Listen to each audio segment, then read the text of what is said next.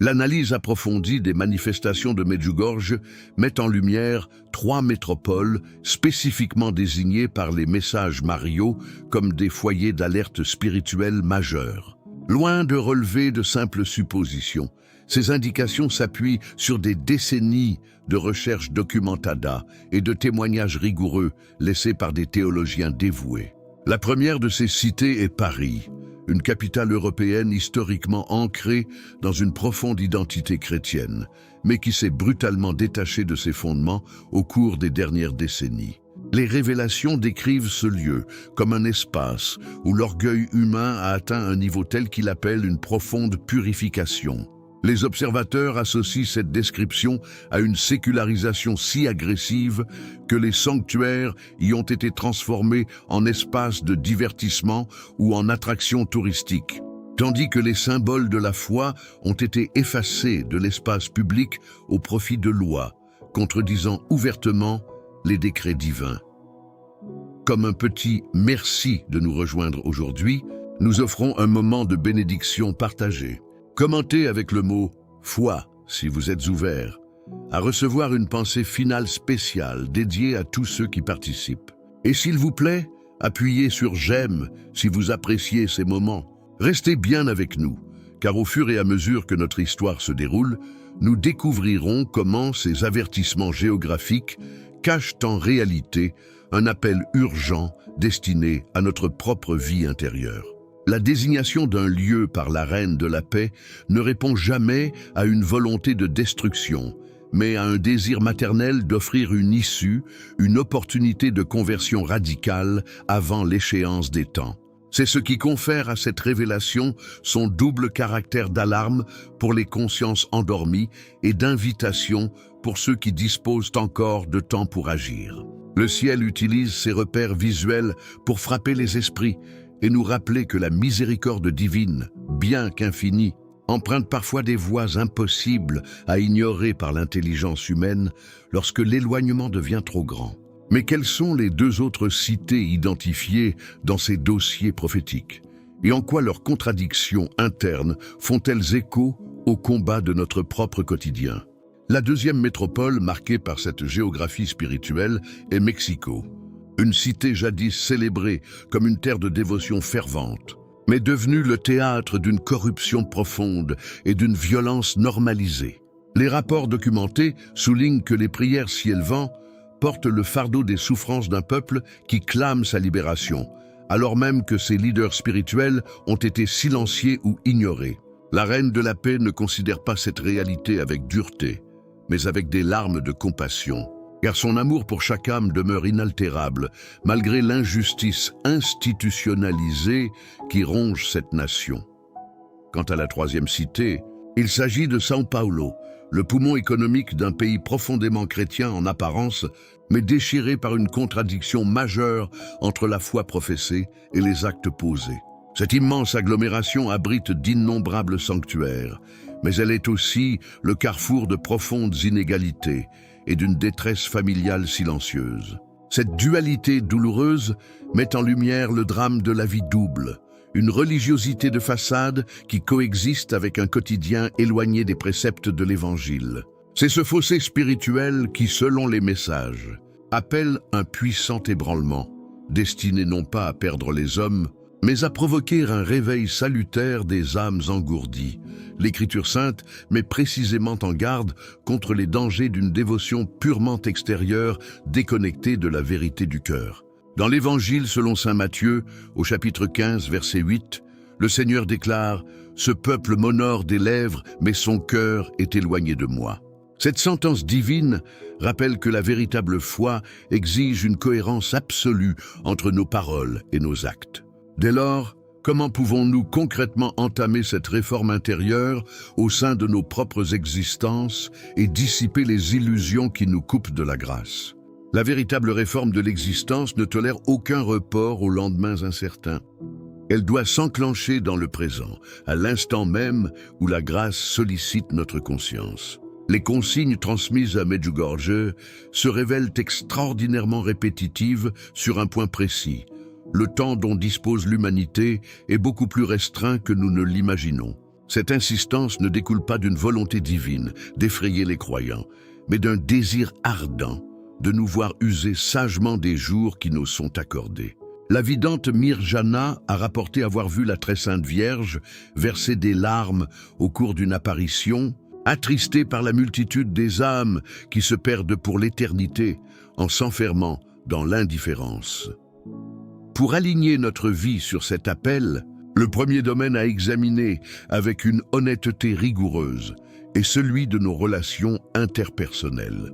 Un pardon retenu, une réconciliation indéfiniment ajournée ou une rancune tenace constituent des obstacles majeurs à l'action de la grâce. La cellule familiale est décrite comme le champ de bataille spirituel le plus crucial de notre époque, le lieu exact où doivent s'amorcer les véritables transformations. L'intercession pour un proche éloigné de la pratique religieuse possède par ailleurs une efficacité invisible mais réelle. Aucune prière sincère n'est perdue. Elle travaille les cœurs dans des dimensions qui échappent aux yeux de chair. Le ciel invite ainsi chacun à assainir son environnement quotidien en y restaurant les signes de la présence divine. Nettoyer son foyer de tout ce qui offense la pureté et y consacrer un espace pour la prière régulière sont des pas fondamentaux. Le chapelet ne doit pas être perçu comme une obligation froide, mais comme un bouclier protecteur qui agit sur les réalités invisibles avant que le monde matériel ne soit affecté. Mais quels enseignements majeurs devons-nous tirer des récits de pèlerins dont la trajectoire a été bouleversée par une simple immersion dans cette atmosphère de foi, et comment distinguer la crainte stérile de la sainte vigilance? La différence entre la crainte qui paralyse et la sainte vigilance qui libère réside entièrement dans l'action. La peur stérile pousse l'homme à fermer les yeux, à nier l'évidence et à poursuivre sa routine comme si de rien n'était, tandis que la crainte salutaire devient un puissant moteur de conversion. Elle pousse le croyant à briser le silence, à confesser ce péché dissimulé depuis des années, à renouer avec un proche délaissé et à franchir de nouveau le seuil de l'Église, non par contrainte, mais par un besoin vital de la miséricorde divine. Les 3 métropoles évoquées par le ciel ne représentent pas seulement des points sur une carte, mais des états de l'âme humaine. L'orgueil qui refuse de fléchir le genou, la corruption qui normalise le vice et la religiosité vide qui feint la piété. Chacun est ainsi placé devant un miroir spirituel, invité à traquer ses dérives au plus profond de son être. Si cette interpellation touche aujourd'hui votre conscience et que vous souhaitez unir vos intentions aux nôtres, inscrivez « Amen » dans les commentaires ci-dessous. Cette exigence de vérité trouve son écho dans les avertissements des prophètes de l'Ancienne Alliance. Dans le livre d'Ézéchiel, au chapitre 18, verset 30, le Seigneur proclame avec force « Revenez et détournez-vous de toutes vos transgressions, afin que l'iniquité ne cause pas votre ruine. » C'est ce retournement complet que la Vierge Marie recherche chez ses enfants, non pas des êtres exempts de faiblesse, mais des cœurs dociles et disponibles à l'action de l'Esprit Saint. Le vidant Ivan Dragicevitch a témoigné de cette intensité maternelle, décrivant un regard d'une gravité si aimante qu'il l'avait à la fois consolé et bousculé, comme pour lui signifier que l'amour véritable refuse le confort de la tiédeur.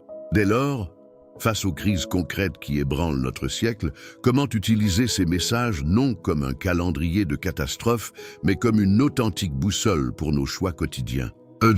Les messages de Medjugorje ne doivent jamais être abordés comme un calendrier de catastrophes futures, mais comme une boussole spirituelle indispensable pour traverser les tempêtes du siècle présent. Une boussole ne prédit pas la météo.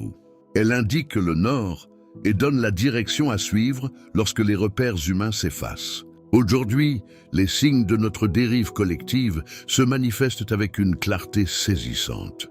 Des conflits éclatent là où la stabilité semblait acquise. Les dérèglements climatiques dépassent les mémoires humaines et une désorientation morale profonde fragilise les institutions les plus solides, de l'école jusqu'au foyer. À cela s'ajoute une solitude épidémique et une anxiété généralisée que la médecine moderne peine à soulager. Le ciel trace une direction limpide pour contrecarrer cette obscurité. un retour immédiat aux piliers de la foi chrétienne. Cet itinéraire exige de remettre l'Eucharistie au centre de notre vie, de redécouvrir le sacrement de la réconciliation, souvent sous-estimé, de méditer les Saintes Écritures en leur réservant une place d'honneur dans nos maisons, et de pratiquer le jeûne avec ferveur, en particulier les mercredis et vendredis. Il s'agit d'incarner un amour concret, capable de pardonner et de supporter les faiblesses d'autrui, loin des sentimentalismes passagers. La distance entre la connaissance théorique de ces vérités et leur mise en pratique quotidienne constitue le grand défi de notre génération. Cependant, la Vierge Marie ne se manifeste pas pour pointer du doigt nos fragilités, mais pour nous rappeler qu'une aide puissante et qu'une grâce abondante reste disponible pour quiconque les réclame avec humilité. Quel est alors le secret de ces pèlerins qui, terrassés par le poids de choix passés, trouvent sur la colline des apparitions la force de déposer définitivement leur fardeau pour entamer une existence radicalement neuve? Le secret de cette restauration profonde réside dans l'expérience du soulagement et de la libération spirituelle que le ciel offre à quiconque accepte de briser son armure d'orgueil. Medjugorje n'est pas un lieu de terreur apocalyptique, mais le théâtre de la miséricorde en action, où des existences brisées et des familles déchirées découvrent la certitude qu'aucune âme n'est jamais trop éloignée pour être rejointe par la main du Père. Cette guérison intérieure ne s'opère pas de manière magique ou passive. Elle exige une décision ferme, de l'intelligence et de la volonté, un choix conscient de dire « aujourd'hui », plutôt que de reporter la conversion à un hypothétique moment idéal. Les avertissements mariaux fixent ainsi un délai de grâce, une fenêtre d'opportunité qui demeure ouverte, mais qui, par nature, connaîtra un terme. L'impact spirituel d'un cœur qui choisit de mener sa foi au sérieux s'étend bien au-delà de sa propre trajectoire, rayonnant sur ses descendants à la manière d'une pierre jetée dans une eau calme, dont les ondes se propagent à l'infini. Les messages soulignent explicitement la valeur de l'intercession des parents et des grands-parents, dont les prières et les sacrifices pour leurs enfants façonnent l'avenir spirituel des générations futures. Il ne s'agit pas d'une simple image de piété, mais d'une application concrète de la doctrine chrétienne de la communion des saints au cœur du quotidien. C'est pourquoi la préparation essentielle face au bouleversement à venir ne consiste pas à accumuler des réserves matérielles, mais à purifier son âme, à ordonner ses relations et à aligner sa conduite sur les vérités éternelles. Pour rejoindre notre communauté et ne manquer aucune histoire inspirante, pensez à cliquer sur « J'aime » et à vous abonner. Un événement unique et universel viendra sceller cette période de préparation, l'apparition d'un signe permanent, indestructible et de nature divine sur la colline des apparitions. Dès lors, pourquoi l'Évidence supplie-t-il l'humanité de ne pas attendre la manifestation de ce prodige visible pour opérer son choix ultime de conversion? Et quelle différence fondamentale sépare la foi des yeux de celle du cœur? L'apparition du signe permanent sur la colline de Podbrdo marquera la fin d'un temps de patience et fixera une frontière définitive pour les consciences humaines. L'évident de Medjugorje insiste avec une gravité extrême. Attendre ce prodige pour se tourner vers Dieu ôtera une grande partie de la valeur spirituelle à notre démarche. La conversion née de l'évidence visuelle ne possède pas la beauté théologique de celle qui s'accomplit dans l'obscurité de la foi, par un acte pur de confiance et d'abandon aux promesses divines. C'est ce choix libre, opéré sans garantie matérielle, que la très sainte Vierge recherche chez ses serviteurs, car c'est ce oui prononcé dans l'ombre qui possède le pouvoir de transformer la trajectoire d'une âme et de hâter le triomphe du ciel.